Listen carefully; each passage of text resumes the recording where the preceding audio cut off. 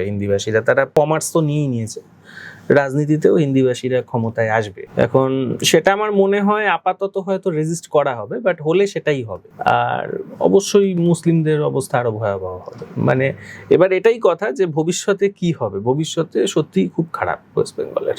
যেটার আসল জাতি বাঙালি হিন্দু, সে যেহেতু ক্ষয়িষ্ণু, এবং বাঙালি হিন্দুর at the end of the day বাঙালি মুসলমান এবং হিন্দিভাষীদের মধ্যে একটা ব্রিজ হিসেবে কাজ করতে পারে, সেটা কিন্তু অন্যরা পারে না। সেজন্য এই ক্ষয়িষ্ণুতাটা যত হবে তত কিন্তু ওয়েস্ট বেঙ্গলের ফ্যাব্রিক ভাঙতে শুরু করবে, এবং সেটা করেওছে, অলরেডি সেটা শুরু হয়ে গেছে। আমি খুব ভালো আশা কিছু ওয়েস্ট বেঙ্গল থেকে আমি দেখছি না। ভবিষ্যতে সোশ্যাল ফ্যাব্রিক আরো ভাঙবে ওয়েস্ট বেঙ্গলের এবং গোটা ইন্ডিয়ারই, এটার দিকেই যাবে ধরে নিয়ে আমার মনে হয় সবার চিন্তা ভাবনা করা উচিত। পশ্চিমবঙ্গে বিজেপি ক্ষমতায় চলে আসে, সেক্ষেত্রে বাংলাদেশ ভারত রিলেশন, বাংলাদেশ ভারত সম্পর্ক কি হতে পারে?